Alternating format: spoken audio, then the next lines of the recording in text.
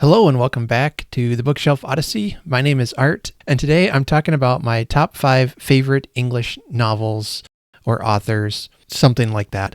I've got decisions to make. Hard decisions. All right, so I was tagged to do this back in October by the bookworm Adventure Girl, and this whole tag discussion thing was started with Eric Carl Anderson on his channel, The Lonesome Reader. It's been kind of morphing and developing and going around booktube, and I'm finally getting to it. I am woefully behind on my tags. So here we go. One of the things that I found particularly challenging about this is not making my top 5 all books by Charles Dickens. I could easily do that. So what I tried to do is come up with, I had to put some limitations on this because otherwise I just have too many that I would talk about. So I'm going to be looking at 19th century novels because that's my favorite time period to read from. Since there's only 5, I only want to pick one book per author I talk about. So that's going to be rough. But I think I've got a nice list together here. So almost imagine it as if it were like a, 5 classics you must read kind of thing. But I'm not always a fan of those. You must read this book before you die. Read what you want. And these are the books I love. Some of them I've read more than twice. I think these are probably the 5 greatest books from 5 of the greatest authors that come from the 19th century. So with that, let's go ahead and take a look at this.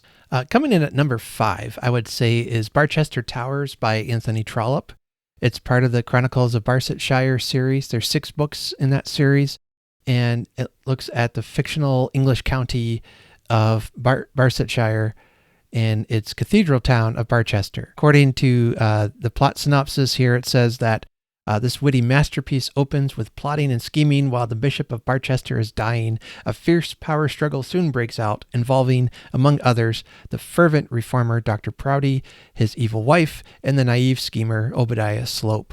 And I loved this book. It is the book that I fell in love with Anthony Trollope's writing, and I have since read all of the Barsetshire books. And then just last year, I read all the Pulitzer novels. I don't know if I've read any standalone yet, so I will be reading more Trollope in the years to come. He wrote a lot, and he wrote well. And this book is funny, it's dramatic, it's compelling, and I thoroughly enjoyed every page that I read. And I think this is a brilliant novel that is able to take a topic that I would not find interesting and not only make it interesting, but compelling, where I was reading just pages and pages every day just to get the story done because it was so fun and so fascinating. Coming in at number 4, potentially I would maybe even switch it back to number 5. It depends on the day, but I'm going to make a decision and stick to it. Number 4 is The Tenant of Wildfell Hall by Anne Bronte. She is my favorite Bronte. I love this book. I know it'd be easy to pick Jane Eyre, by her sister Charlotte, but I figure that everyone's going to probably read that. If you've read at least one classic or very few, that's going to be one you read, or at least have seen a movie version of it. But I think there's a lot going on in The Tenant of Wildfell Hall that I like more than what happens in Jane Eyre. I think it's more entertaining for me, but also socially speaking, perhaps carries just as powerful of a punch. It's a story that looks at what a woman is supposed to do when she's in a bad marriage, and she fights back against that idea that she should just be quiet and submit. And it's absolutely brilliant, and it's a powerful novel that I highly recommend. When I think about Jane Eyre, I'm not a huge fan of Mr. Rochester. In fact, I really don't like him at all. But the characters and even the male characters in this story, I can tolerate a lot better. So The Tenant of Wildfell Hall, number 4 on my list of top 5 of the best English novels. I should say Jane Eyre is definitely in the top 10 though. Number 3 is Emma by Jane Austen. Again, the easy pick could be Pride and Prejudice, but my favorite novel of hers is Emma. It's the first of her story I was introduced to through a movie version. I'm currently doing a reread of it right now.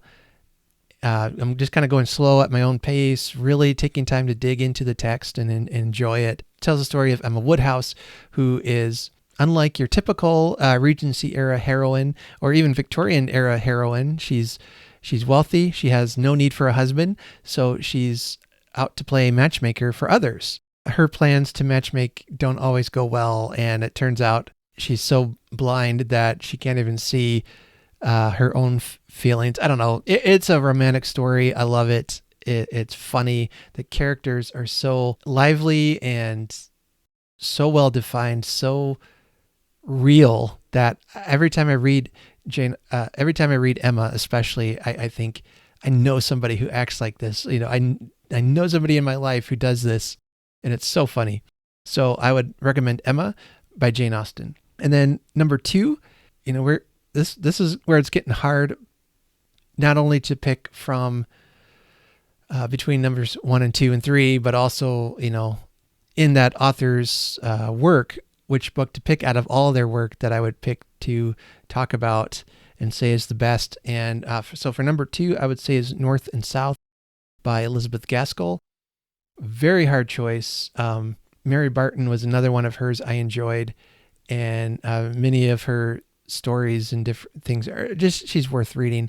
I haven't read all of Gaskell yet.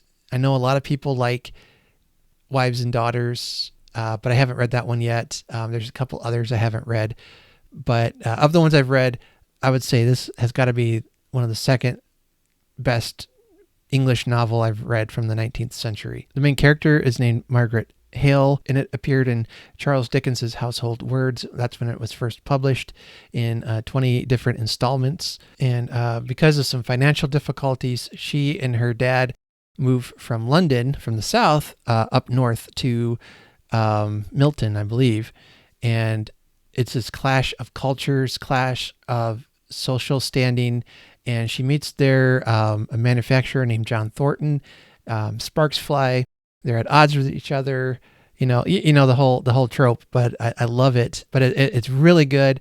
I love John Thornton as a character. He's a lot less toxic than characters like, in my mind, like Mr. Rochester, or even from Heathcliff from Wuthering Heights. Yet gruff, yes, but more of a pleasant character. So I really enjoyed the story, the different plot lines that are developed. And I'm excited to be giving this book a reread coming up in April with our Gaskell in April read along and events I have planned and am planning. So if you'd like to read this with me, get it on your TBRs for April, or if you've read it before and just want to talk about it, you're welcome to join in the conversation.